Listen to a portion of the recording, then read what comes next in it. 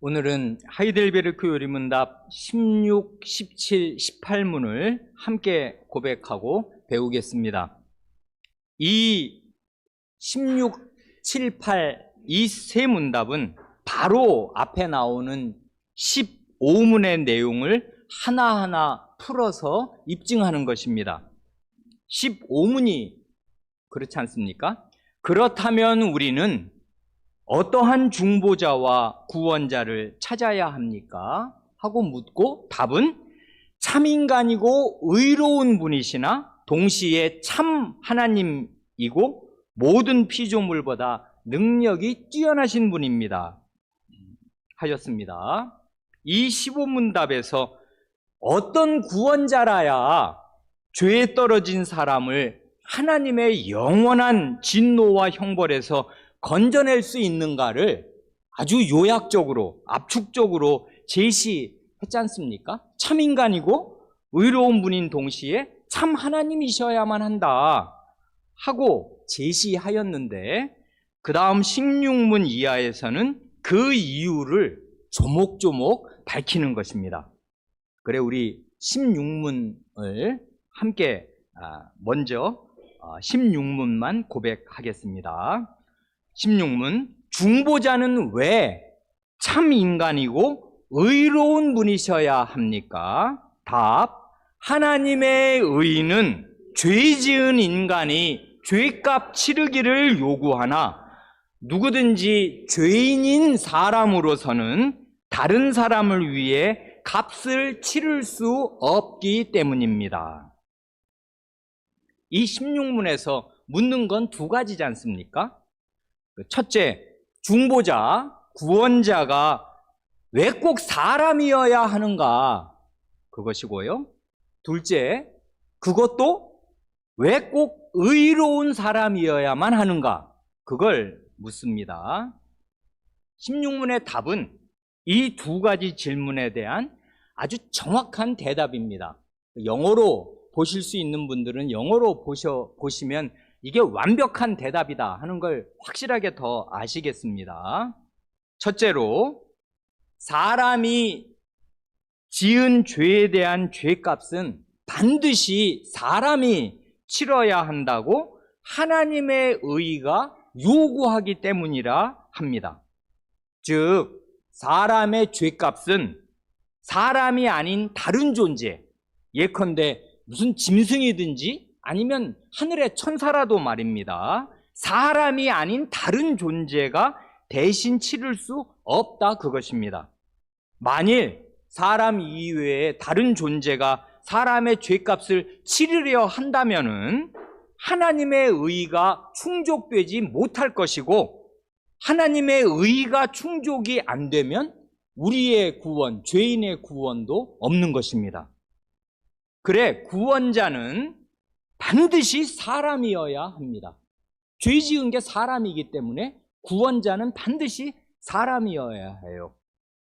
이걸 바꾸어 말하면요, 이렇게 말하기는 주저되고 두려운 것이 사실입니다만은 만약에 예수님이 그냥 하나님이시기만 하면 구원자가 될 수 없는 것입니다. 왜 그러냐 하면 죄인의 죄값이 청산될 길이 없기 때문에 그래요. 그러니까 이 죄 문제는 하나님 자신에게도 보통 문제가 아니에요. 이걸 처리를 해야 되는데 이 인간의 죄 말입니다. 죄값을 청산해야만 죄인에게 구원이 오는데 이 죄값을 처리하는 것은 하나님이 전능한 하나님이시고 모든 걸 다 하실 수 있다고 하여서 죄값을 그냥 있는 걸 없는 것으로 하실 수가 없는 것이에요. 죄값은 치러져야 되거든요. 그런데 죄값을 치를 존재는 사람이어야만 돼요. 그러니까 성부, 성자, 성신, 삼위 하나님이 하나님으로만 계시면 인간의 죄값은 치러질 길이 없는 것입니다. 그러니 죄값을 치르는 문제는 하나님 자신에게도 보통 일이 아니에요. 둘째로, 왜 구원자가 그냥 사람이기만 해서는 안 되고 반드시 의인, 의로운 사람이어야만 하는가 하면 그건 죄인은 누구나 자기 자신의 죄값도 영원히 다 치를 수가 없는 까닭에 자기가 아닌 다른 사람의 죄값을 대신 치를 수 있는 길이 없기에 그렇습니다. 죄인은 자기 코가 석자예요. 영원히 코가 석자입니다. 그러니 자기 죄를 영원히 감당을 못해요. 그러니 죄인이 다른 사람의 죄에 간섭하거나 그걸 해결해 줄 손톱만큼도 해결할 수가 없을 것입니다.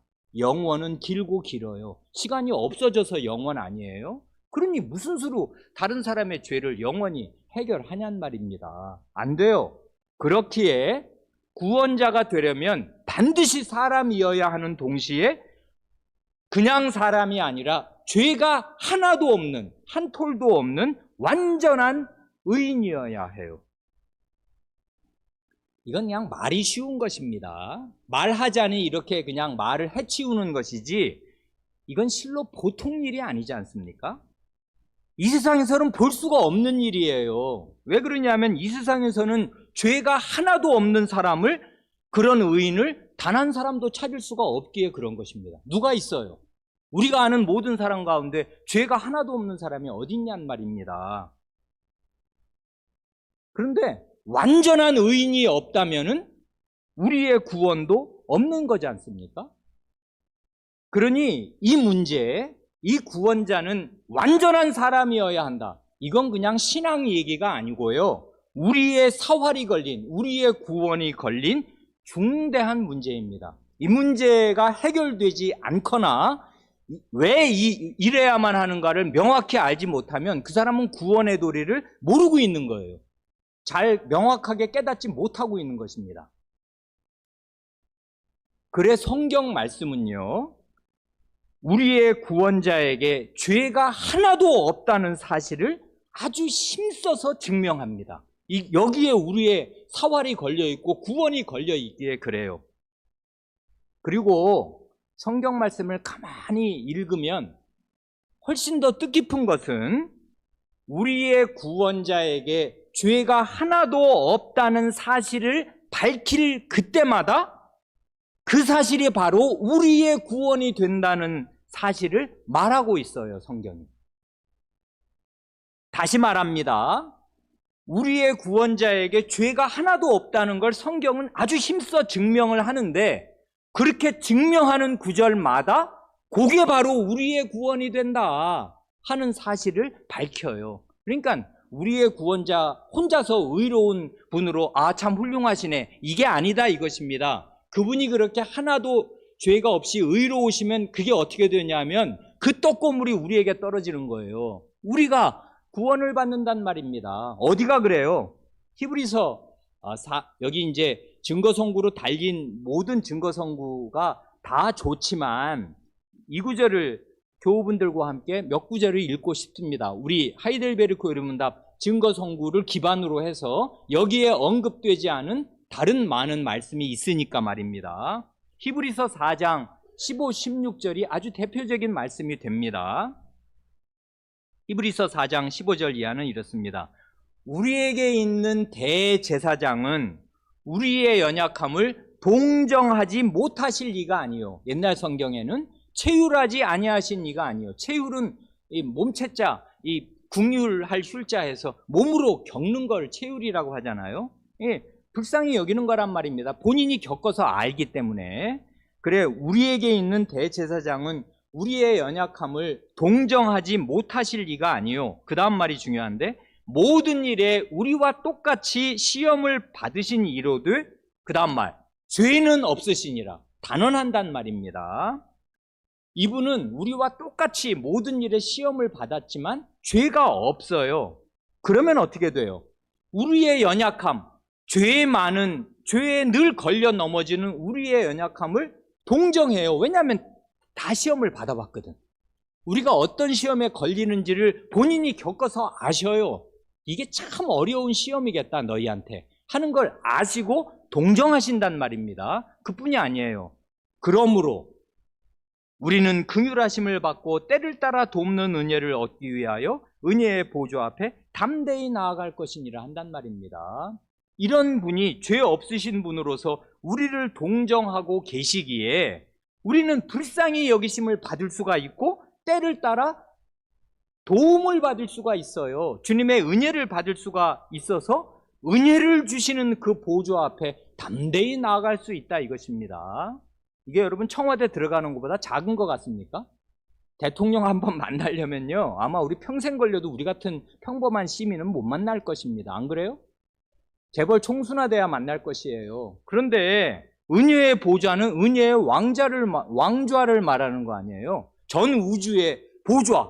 근데 그게 은혜의 보좌예요. 거기에 우리는 담대히 나아갈 수 있다 이것입니다. 이게 우리의 구원이잖아요. 근데 이런 구원이 뭐랑 결부되어 있어요? 죄 없으신 그분과 모든 시험을 우리와 똑같이 받으셨으되 죄가 없으신 그분이 우리의 대제사장으로 계시니 대제사장 뒤에 숨어서 하나님께로 우리는 나아갈 수 있다. 은혜의 보좌에 나아갈 수 있는 거지 하고 알려준단 말입니다.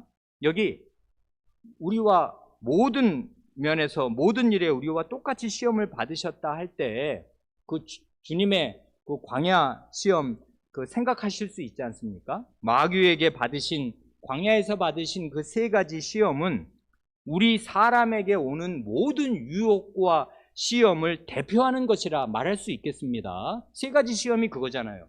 돌로 떡을, 그 다음에 성전에서 뛰어내려서 센세이션하게 군중의 세력을 한번 휘어잡지 그래.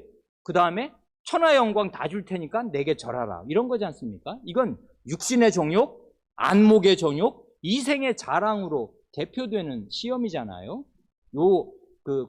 예수님의 광야 시험이 마태복음 4장, 누가복음 4장에 한 11절씩 이렇게 나와 있는 거 아시겠습니다. 희한한 게 있어요. 마가복음에서는 단 한 절로 예수님의 광야 시험을 처리하는데 거기에는 시험이 끝난 얘기가 안 나와요. 시험이 안 끝나요. 광야 시험은 3번으로 끝난 게 아닙니다. 마가복음에서는. 마가 선생은 이 마귀의 시험이 계속 되는 걸 말해요. 그러니까 거기 시험에 이기시고 뭐 마귀가 물러갔다 그런 말이 없습니다.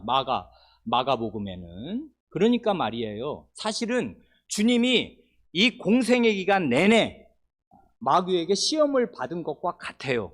물론 그럴 때마다 물리치고 이기셨기에 마태와 누가는 시험 마귀 사나라 물러가라 하고 물리치셔서 시험에 승리하신 게 사실입니다만은 4번 승리하셨지만은 그 시험은 계속 온 거예요. 그래 마지막에 사탄아 내 뒤로 물러가라 하실 때 그게 사실상 3번째 시험과 똑같은 시험 아니에요? 그게 가장 사랑하는 제자의 입에서 나왔단 말입니다. 아니 왜 주님 왜 죽으려고 그러세요? 왜 주님이 죽어야 된단 말입니까? 그럴 수가 있나요? 하는 그 제자의 무지하지만 사랑에서 나온 그 진심 어린 그 만류 속에서 주님은 사탄의 음성을 들으신 거예요. 이게 대속의 고난을 받는 이 길을 지금 저지하는구나. 이게 사탄이 쉬운 길을 제시하는 거지 고난 없는 영광을 제시하는 거지. 이게 광야에서 받았던 3번째 시험과 뭐가 달라요? 그러니 이게 사탄의 계속되는 시험이었단 말입니다. 주님은 그러니까 정신적인 시험이든 영적인 시험이든 육체적인 시험이든 이 시험을 계속 받으셔요. 공생애 내내. 우리와 똑같이 시험을 받으십니다. 그리고 그 시험을 이기시면서 하나도 죄를 짓지 않으셨기에 우리의 완전한 대제사장이 되는 것입니다. 두어 구절을 더 읽고 싶은데 요한일서 3장 5절이 아주 뜻깊어요. 요한일서 3장 5절이 이렇습니다.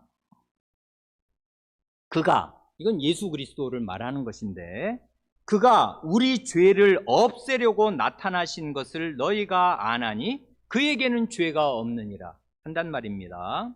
이 구절이 뜻깊은 이유는 2가지인데 아까 말씀드린 대로 예수님에게 죄가 없는 것을 선언할 때 그에게는 죄가 없느니라 하고 말할 때 이게 뭐와 관련이 있냐면 우리 죄를 없애려고 나타나셨기에 그에게는 죄가 없어야 되는 거예요. 실제로 없고.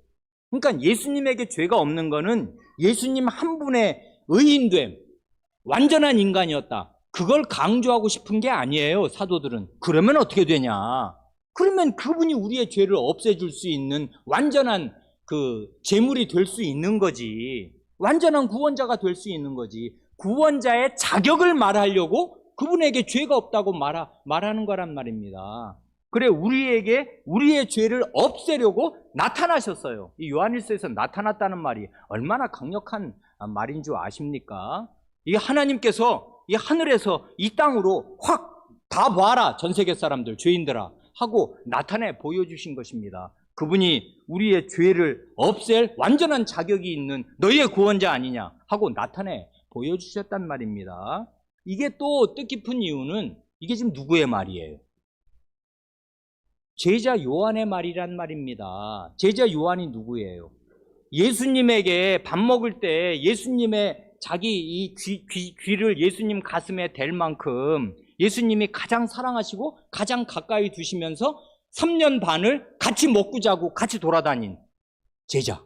사랑하시는 제자가 3년 반을 함께 살면서 같이 먹고 자고 하면 그 사람이 어떤 실수와 어떤 잘못과 어떤 문제가 있는지를 몰라요? 다 알죠. 가족보다 더 가깝게 지내는 건데.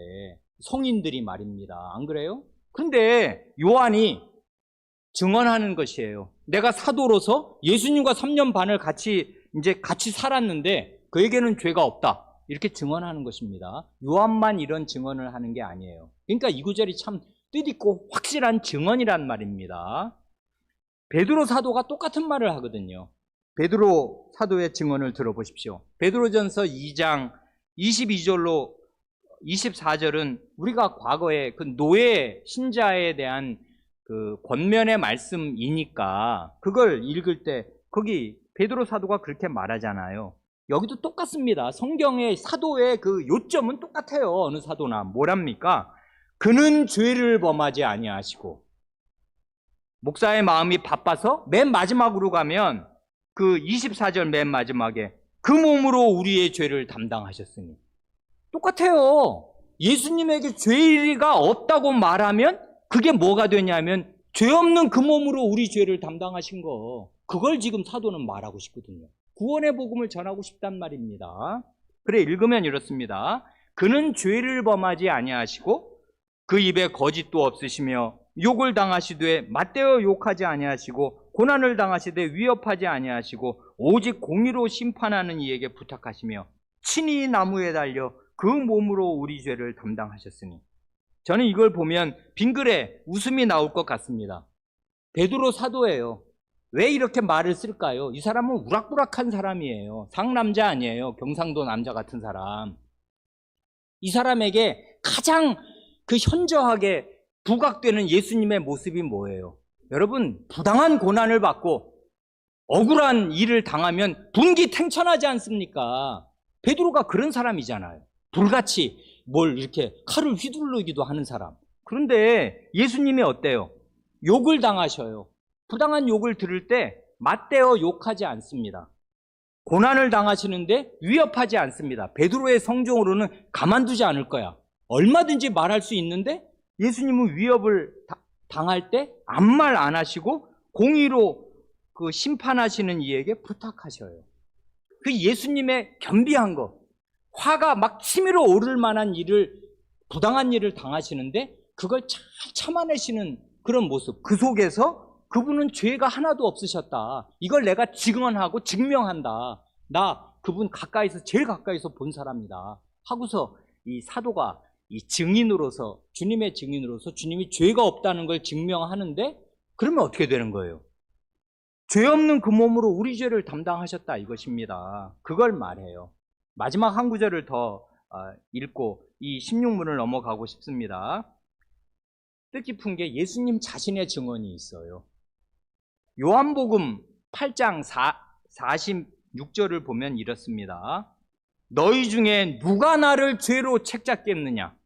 내가 진리를 말하는데도 어찌하여 나를 믿지 아니하느냐? 하고, 이 말씀이 왜 뜻깊냐 하면 예수님을 죽이려고 적개심을 보이는 원수들 앞에서 예수님 자신이 하신 말씀이 너희 중에 누가 나를 죄로 하나라도 책잡을 수 있느냐? 말해봐라! 하신단 말입니다. 그러면 그 예수님을 죽이고 싶어가지고 그냥 빈틈만 있으면 찾아내려는 원수들이 그 앞에서 지금 논전하고 논쟁을 벌이는 중인데 당신 옛날에 이랬잖아. 당신 이랬잖아. 이게 죄 아니야? 하고 얼마든지 말을 할 만한데 그런 원수들 앞에서 예수님이 이렇게 증언하시는 거예요. 너희 중에 누가 나를 죄로 책잡아서 내가 하나라도 죄를 지었다고 말할 수 있겠냐? 내봐라. 증거를 한번 대봐라. 하신단 말입니다. 그러니까 주님 자신이 마음에 완전히 하나님 앞에서와 사람 앞에서 죄 없이 떳떳하셨던 것이고 원수들 앞에서도 이렇게 말씀하실 수 있었어요. 그러니까 성경은 다 이렇단 말입니다. 우리 주님께서 죄 없으시다는 것, 완전한 의인이셨다는 사실을 아주 역설을 해요. 이걸 강조하지 않으면 안 돼요. 왜 그러냐면 이게 안 되면 우리의 구원이 없어지는 거니까 그렇습니다. 그래, 구원자, 중보자는 사람이어야만 하는데 의로운 사람, 죄가 한 톨도 없는 사람이어야만 합니다. 그러니 이건 보통 어려운 일이 아니에요. 그런데 이제 그 조건을 제시합니다. 그 다음 이제 17문입니다. 같이 고백하지요. 17문. 중보자는 왜 동시에 하나님이셔야 합니까? 답. 그의 신성의 능력으로 하나님의 진노의 짐을 그의 인성에 짊어지시며 또한 의와 생명을 획득하여 우리에게 돌려주시기 위함입니다. 구원자는 반드시 사람이셔야 하되 그냥 사람 말이 아닌 의로운 사람, 의인이셔야 하는데 그것만으로는 구원자가 못 됩니다. 구원자가 되려면은 반드시 의로운 사람인 동시에 하나님이셔야 돼요. 한마디로 인성과 신성을 함께 가지고 있어야만 죄인의 구원자가 될 수 있는 것입니다. 왜 구원자에게 신성이 필수적으로 있어야 하냐 하는 것을 이 17문의 답은 두 가지로 제시하지 않습니까? 첫째로 그의 신성의 능력으로, 하나님의 능력으로 하나님의 진노의 짐을 그의 인성에 짊어지시기 위함이라 합니다. 이걸 오늘 저녁에 교우분들이 잘 마음으로, 영혼으로 깨우치실 수 있기를 진심으로 바랍니다. 하나님의 진노의 짐을 그의 인성에 짊어진다는 말이 무슨 뜻이에요?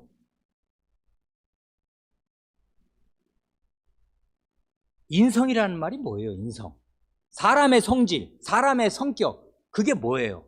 한마디로 하면 사람 그러면 그냥 이렇게 말하면 그게 너무 부족한 거지만 가장 쉽게 표현하면 인성 그러면 사람은 몸과 영혼으로 되어 있는 존재잖아요. 몸만 있고 식물인간으로 있으면 영혼이 활동 안 하면 사람답게 사는 게 아니고 그 몸은 죽고 영혼만 떠돌아다니면 그건 죽은 사람이잖아요. 죽은 이제 낙원에 가 있는 사람이든지 음부에 떨어진 영혼이니까 그 온전한 사람이라고 할 수는 없지요. 그러니까 사람 그러면 인성 그러면 몸과 영혼이 함께 있는 그것입니다. 몸과 영혼. 그런데 말이에요.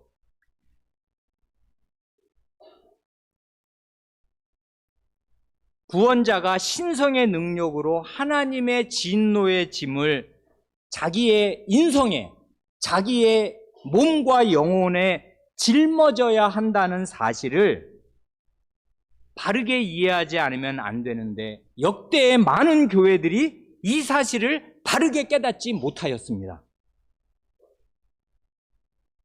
중세시대 이래로 로마 교회는 예수님의 몸의 고통을 감상적으로 센티멘탈하게 드러내는데 치중했어요. 그래, 사순절 아시죠? 이제 부활절 전 40일 동안 사순 그러면 그게 40일이니까 사순절 해가지고 그때 이제 금식하고 고기를 못 먹게 해요. 그래서 원래 외국 영화를 보면 중세 이래로 사순절이 끝나는 때가 가장 큰 파티가 일어나면서 가장 성적으로 문란해지는 때거든요. 왜냐하면 마을의 잔치야. 왜냐하면 고기를 못 먹고 좋은 음식을 못 먹다가 이제 그게 해제가 된 날이거든요. 그러면 이제 부활절 때 축제를 벌이면서 별 이제 이런저런 음탕한 일들도 많고 남녀 간의 썸씽은 다 그때 주로 일어나고 그렇습니다. 그런데 그러면서 예수님의 육체적인 고난, 그래 이건 이제 지금 보니까 벌써 20년 전 얘기인데 2004년에 그 외국 영화 감독의 패션 오브 크라이스트라는 그 영화가 나왔었는데 보셨는지 모르겠습니다. 우리 20살 안 된 어린 자녀들은 뭐 그게 뭐야 그러겠는데, 그 영화 감독이 로마교 신자거든요. 그러니까 굉장히 리얼하게 그려낸 것 같은데, 주로 이 로마교, 그러고 나서 이 로마교에 나쁜 영향을 받은 많은 교회들에서 예수님의 육체적인 고통을 강조해요. 그러니까 소녀 취향이지, 예수님이 가시관을 쓰시고 채찍에 등이 다 찢기고 그 다음에 이 팔에 못이 박혀, 그 다리에 그 대못이 박혀서 피를 흘리신다, 이러면 이제 우리 마음이 숙연해지고, 늘 그걸 출창 강조했습니다. 그게 강조하지 않을 것은 아니에요. 당연히 해야죠. 근데 사람의 몸의 고통, 예수님이 그거 겪으신 게 얼마예요? 24시간도 안 돼요. 안 그래요? 근데 우리나라 일제시대 때 그 독립운동 하다가 잡히면은 24시간만 육체적인 고문을 당하나요? 베레벨 고문 많아요. 아시는 대로. 무슨 대나무를 얇게 깎아가지고 손톱 밑에 다 밀어 넣는 거며 전기 고문까지 나오지 않습니까? 이걸 한두 번 당해요? 그러니까 육체적인 고통을 당연히 해야 하는 것인데, 거기에 멈추면 이게 별게 아니게 되는 거예요. 몸의 고통에 못지않게 중요한 게 영혼의 고통입니다. 몸과 영혼이거든요. 그래, 인성에 하나님의 진노의 짐을 받았다 할 때 예수님이 겪어내실 수밖에 없고 겪지 않으시면 안 되었을 영혼의 고통을, 몸의 고통을 거기에 매몰되어 있으면 충분히 인지하지 못하게 되는데, 실제 성경을 가만히 읽으면 예수님이 받으신 수치와 모욕에 집중되어 있어요. 십자가의 기사가. 그렇죠? 함부로 조롱하는 것, 대제사장이 조롱해, 그 다음에 로마 병정이 조롱해, 그 다음에 거기 주위에 둘러선 사람들이 조롱하는데, 이 조롱이 예수님의 순결한 영혼에 쏟아지는 것입니다. 그냥 우리 어린아이들 이해하기 쉽게, 학교 다니는 학생들, 운동장에 모든 전교생 나와 있는데 나 혼자서 빨개 벗고 있으면 어떻게 돼요? 살 수가 없겠지. 어떻게 살아? 그러고도. 안 그래요? 그 중학생이나 고등학생 때 예수님이 근데 바로 그렇게 했었거든요. 다 사람들 옷 입고 있는 사람이 둘러보는 자리에 벌거벗겨서 나무에 매달려 있었어요. 그러니까 이건 혼자 옷 벗고 버스 타는 거, 혼자 옷 벗고 전철 안에 들어가는 것보다 그 이상이에요. 저런 죄인, 저런 나쁜 놈이 있나 하는 말을 들으면서 그 수치와 모욕을 한없이 당한 것입니다. 영혼의 고통. 그런데 가장 중요한 건 하나님의 진노예요. 하나님의 진노를 자기의 영혼으로, 자기의 몸으로 겪어야 한다는 거. 이게 성경적인 거거든요. 십자가의 고통, 그리고 이게 왜 신성의 능력이 아니면 감내할 수 있는, 받아낼 수 있는 고통이 아니냐. 그 인간의 몸의 고통을 강조하면 그거는 독립투사들도 다 받은 거예요. 그리고 지금도 이 하마스, 이 팔레스타인에서 잡으면 이스라엘 군이 가만둡니까? 그 미로 어딨냐 다 찾아내려고 얼마나 많은 그 취조를 하겠냔 말입니다. 밤에 잠을 3일, 일주일을 안 재우면 사람이 정신이 하나도 없고 그런 상태로 거꾸로 매달아 놓고 뭐 베레벨 고문 방식 다 있잖아요. 그런 걸 몇 날, 며칠, 한 달, 두 달을 얼마든지 하려면 할 수 있는데 예수님은 하루 그냥 당하신 거란 말입니다. 가장 중요한 게 하나님의 진노예요. 하나님의 진노가 여과 없이 쏟아지면은 사람으로서는 그것을 단 1초도 감당할 수가 없을 것입니다. 완전히 무너져 내릴 것입니다. 짜부러들고 뭘 어떻게 할 수가 없을 것이에요. 하나님의 그 진노가 정말 여과 없이, 하나 가림막 없이 사람 영혼의 몸에 쏟아지면 그냥 없어지면 좋겠는데 없어지지도 않으면서 어떻게 이걸 감당을 할 수가 사람은 없을 거란 말입니다. 그래, 그 마태복음 27장 45절을 보면 이렇습니다. 제6시로부터 십자가에 달리시고 이제 고통받으시는 때 제6시로부터 온 땅에 어둠이 임하여 제9시까지 계속되더니 51절 가면 땅이 진동하며 바위가 터지고 한단 말입니다. 3시간 동안 십자가에 매달려 계시는 동안에 온 땅에 어두움이 임해 태양이 빛을 잃어요. 그러니까 이건 자연계의 이변이 일어나고 땅이 진동하고 지진이 일어나고 바위가 터지는 거예요. 그러니까 하나님의 이 진노를 무생물들도 견딜 수가 없었던 것입니다. 햇빛이 빛을 잃어요. 그래서 캄캄해졌어요. 그게 낮인데 오후 뭐 3시 이 정도밖에 안 되는데 새까매졌단 말입니다. 그게 그러니까 이 하나님의 진노를 그 하나님 십자가 위에 달리신 그 아드님에게 하나님의 진노가 쏟아지는데 이걸 이제 당해내요. 바로 여기에서 우리 인간의 모든 이해는 한계를 드러낼 수밖에 없어요. 왜냐하면 하나님의 모든 진노를 한 사람이 받아낸다는 게 어떻게 되는 건지를 우리는 겪으려야 1초도 겪을 수가 없으니까 말입니다. 우리의 이해는 여기서 멈추는 것이에요. 인간의 이해가 더 나아갈 수 없는 자리에서 신앙 고백과 찬송이 터져나오는 것입니다. 그래, 이렇게 우리는 고백할 수밖에 없어요. 하나님의 모든 진노를 다 인간의 몸과 영혼으로 받아내시고 짊어지시기 위해서는 신성의 능력이 있어야만 합니다 하고 이 하이델베르크 요리문답처럼 고백할 수밖에 없습니다. 그리고 나서 우리는 하나님을 그리고 이 일을 당하신 우리 주 예수 그리스도를 찬송할 수밖에 없어요. 찬송은 이해할 수 없는 영역에 대하여 터져 나오는 것이에요. 이건 믿음으로 고백하는 거거든요. 그래서 신앙의 고백입니다. 이걸 다 깨닫고 다 이해할 수가 없어요. 영원히 안 될 것입니다. 그래서 우리의 찬송은 영원할 것이에요. 하나님을 찬송하는 거예요. 그리고 하나님의 말씀을 복창하면서 고백하는 것입니다. 뭐라고요? 예수님은 신성의 능력이 뒷받침되지 않으면 하나님의 그 온전한 진노를 이건 사람의 영혼으로나 사람의 몸으로는 이걸 감당할 수가 없는 거다. 하나님이셔야 하나님의 그 아버지의 진노를 싹 다 받아내시는 거다 하고 우리는 고백하는 것입니다. 그러니 이 첫 번째 이유 말입니다. 이건 정말 우리가 마음과 영혼을 기울여서 심사숙고하지 않으면 안 되는데 교회에서에 대한 반성이 있으면 더 분명하게 하이델베르크 요리문답의 이 고백을 붙들어야 돼요. 그러지 않으면 사춘기 소녀 같은 감상에 떨어진단 말입니다. 교회가 근데 많은 경우에 왕왕 그런 걸 강조했단 말입니다. 근데 그건 신앙 고백에서 말하자면은 이탈한 거거든요. 많은 경우에. 신앙 고백은 그렇게 고백하지 않거든요. 뭐래요? 신성의 능력으로 하나님의 진노의 짐을 그의 인성에 짊어지셨다. 이렇게 고백한단 말입니다. 이게 뭔 뜻이냐 하는 걸 마음속에 이렇게 할 수 있는 대로 영원히 다 이해할 수 없겠으나 우리가 이걸 이해 못하면 어떻게 구원을 받냔 말입니다. 내 죄가 완전히 해결되었다는 걸 무슨 수로 자기가 마음에 확신할 수가 있어요. 근데 이걸 진짜 깊이 이해하고 마음에 붙들면 내 죄는 완전히 해결되었다. 그렇고 말고 신성의 능력을 가지신 분이 내 죄에 대한 하나님의 진노를 다 받아내실 수 있었으니 내 죄는 완전히 완벽하게 해결될 수 있는 거지 하는 확신을 가질 수 있단 말입니다.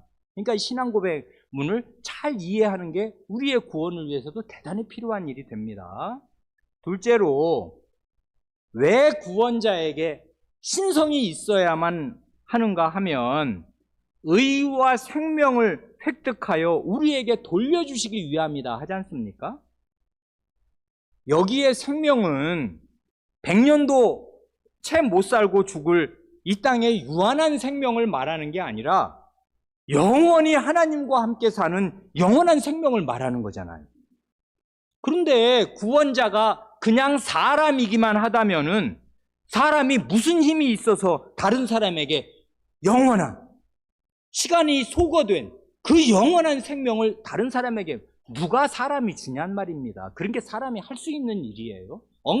언감생심이죠. 어떻게 그걸 할 수가 있어요.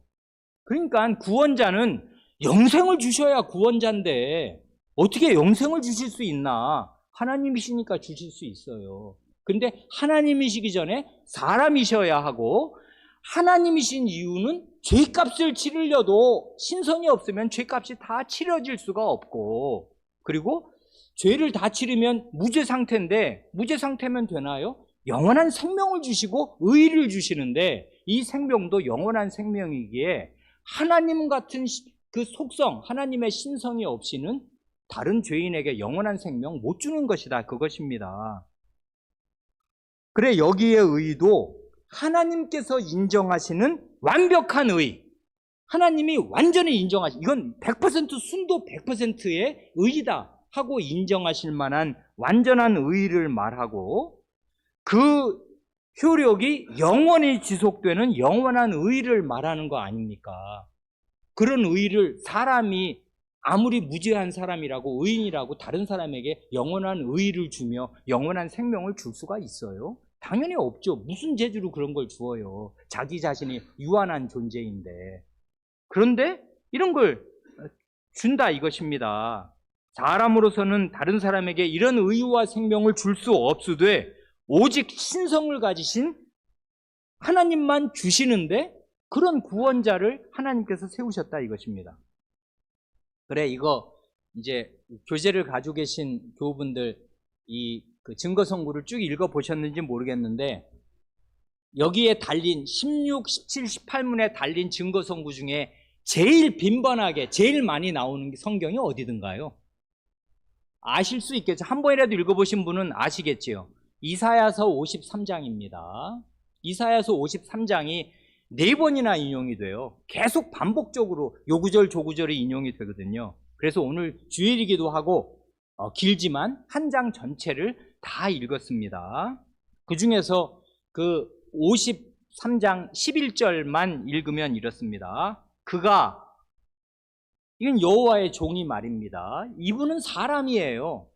하나님의 아들이고 아기로 태어났는데 전능하신 하나님, 영존하시는 아버지라는 희한한 신성의 이름을 가지신 아기가 나셨고, 이분이 여호와의 종인데 이분이 이렇게 하실 거랍니다. 그가 자기 영혼에 수고한 것을 보고 만족하게 여길 것이라. 주님의 만족은 한이 없을 것이에요. 자기 영혼이 수고한 것에 그 결실을 이제 하늘에서 지금 보고 계시면서 대만족 가운데 계실 것인데, 나의 의로운 종이 많은 사람을 의롭게 하며 또 그들의 죄악을 친히 담당하리로다 한단 말입니다. 나의 의로운 종, 여호와의 의로운 종이어야 해요. 의로운 종이, 죄가 하나도 없는 종이 자기만 죄가 하나도 없을 뿐만 아니라 많은 사람을 의롭게 해요. 이건 구약적인 방식으로 훨씬 더 적극적으로 표현하는 거죠. 아까 신약 그 베드로 사도나 요한 사도의 증언에서는 그에게는 죄가 없다 말씀하시면 너희들의 죄를 없애준다, 이렇게 죄 없음 그리고 죄를 없애줌, 요걸 묶었다면 그분은 의롭다. 근데 의로움은 뭐 하실 거냐? 많은 사람을 의롭게 하실 것입니다. 본인이 의로운 그 분의 그 수고로 말미암아, 영혼과 몸의 수고로 말미암아 많은 사람에게 의를 주실 것인데, 이 의는 죄악을 친히 담당하는 데서부터 얻어지는 의입니다. 이 53장은 정말 묵상하고 또 묵상해도 모자랄 너무나 훌륭한 구약의 복음입니다. 마지막 18문을 간단히 이제 고백하고 살펴보고 마치지요. 18문, 그러나, 혹은 그러면이라고 해도 좋겠습니다.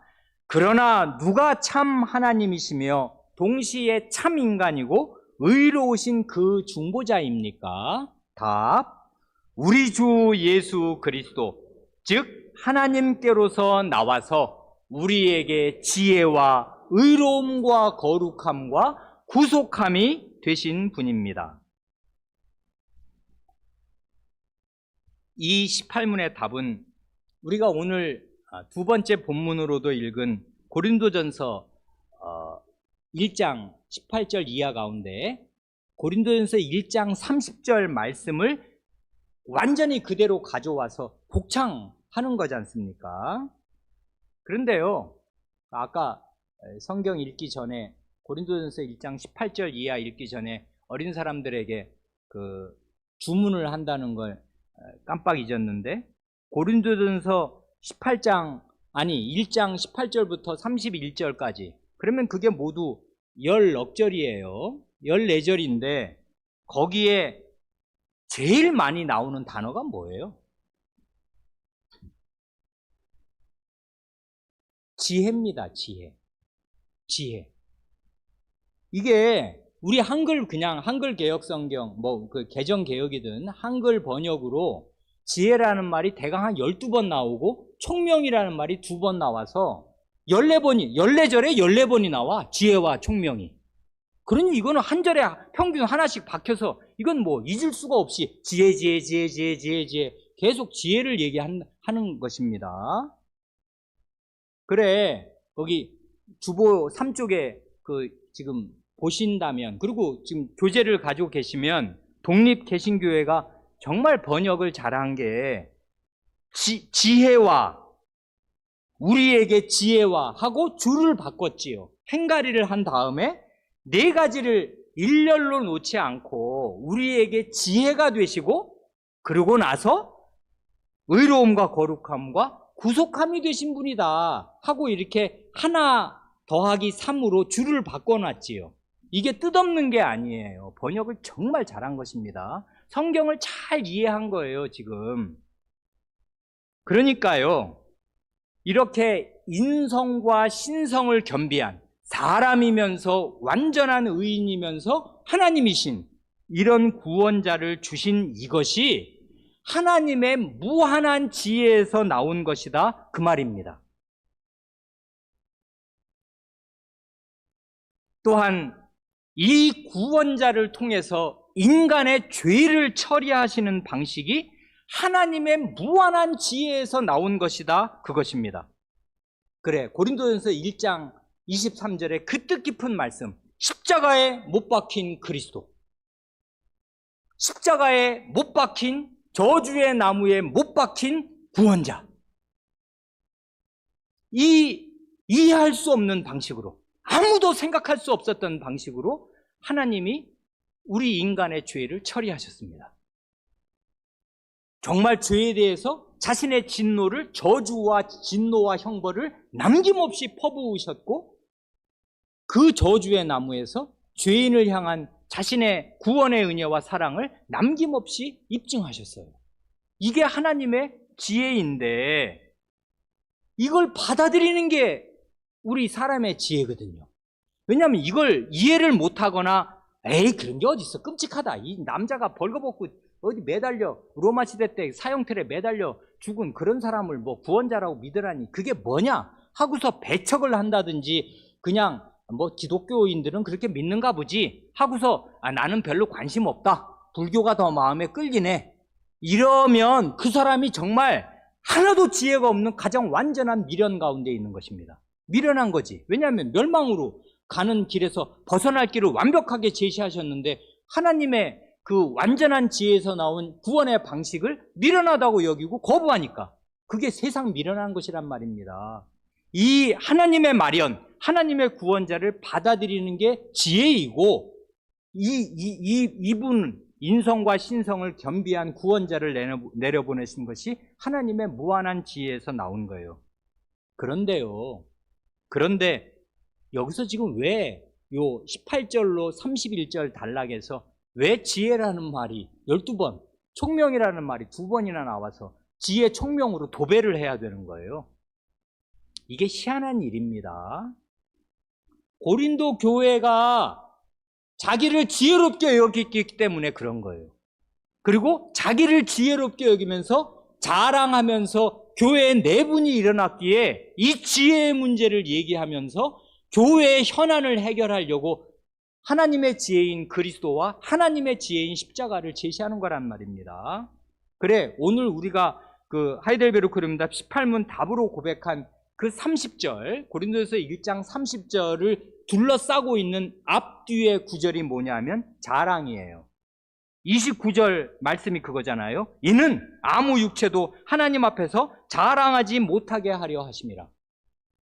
아무도 어떤 사람도 하나님 앞에 입도 뻥끗 자랑하는 말을 내지 못하게 하려고 하나님이 이렇게 하셨고, 그래서 그 다음 구절 보면 기록된 바 자랑하는 자는 주 안에서 자랑하라. 이 말은 자랑하려는 자는 주님을 자랑해라 하는 말과 똑같잖아요. 자랑의 문제가 여기 나오는 거예요.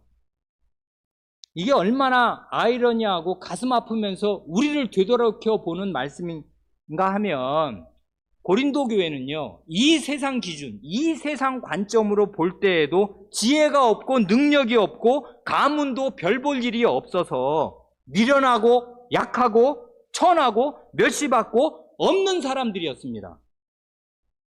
그런 사람들을 구원해서 교회 안에 두셨더니 기껏 하는 일이 교회 안에서 내가 더 잘났고 내가 더 너보다 지혜롭다 하면서 파벌을 만들고 경쟁하고 싸우더라 이것입니다. 나는 이 목사에게 속했다. 아니 이 목사가 더 낫지 뭔 소리야 하면서 이파 저파 하면서 교회가 파당으로 나뉘면 이파 저파 하다가 양파 쪽파만도 못하게 되는 것입니다.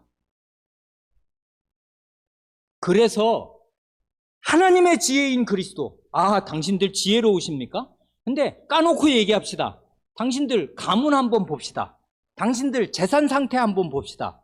당신들 교육 상태 한번 봅시다. 똑똑한가? 지혜로운가? 이 세상 기준으로 아무것도 없잖아. 근데 뭘 그런 사람 구원해서 그리스도를 알게 해주니까 교회에 오고 나서는 그 다음부터 교회에서 아니 이 목사에게 속한 내가 더 낫네.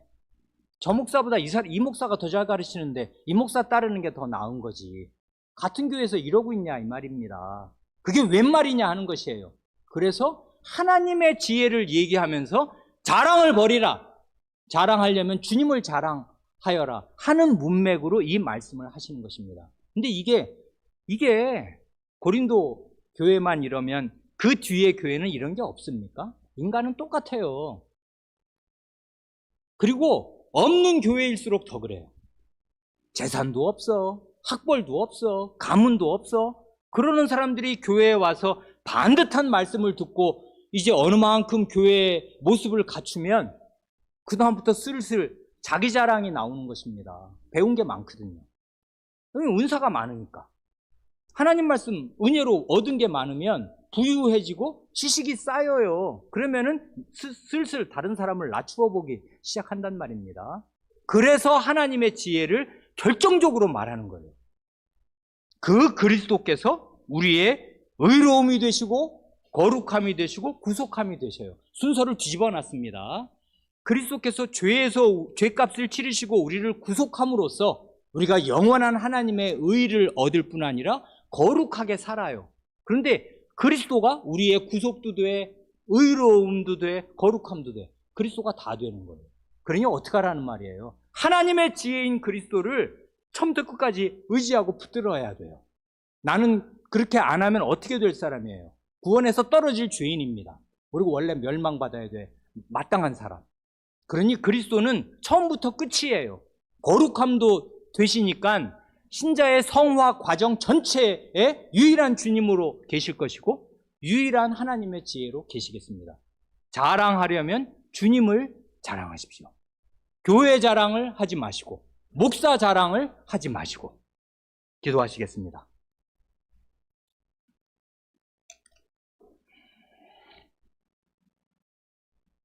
하나님 아버지께서 저희가 이루다 헤아릴 수 없는 심오한 지혜를 내시되 너무나 망극하여 아무리 생각하고 되짚어 생각하여도 어떻게 그런 방식으로 저희를 구원하셨는가 의아할 만큼 기이한 방안을 내셨사오며 여전히 저희에게 그 사실이 기이하고 기이하옵니다.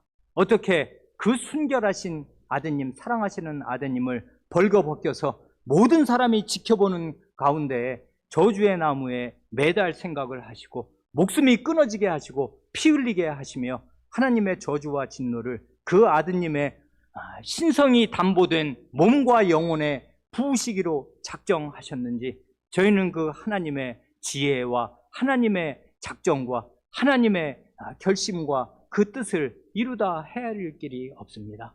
그러나 이것이 저희의 유일한 구원이므로 저희는 십자가에 달리신 그리스도, 십자가에 못 박히신 그리스도를 자랑하오며 그것만이 저희의 유일한 구원의 길이요, 저희의 유일한 생명이요, 저희의 유일한 의임을 이제도 고백하며 예수 그리스도만을 의지합니다. 이런 마음에서 단 한시도, 단 1푼도 이탈하거나 비껴가지 않게 하시고 오직 저희 마음에 십자가에 달리신 그리스도, 부활하여 승천하신 그리스도만 가득하게 하시옵소서. 우리 구주 예수님의 이름으로 기도합니다. 아멘.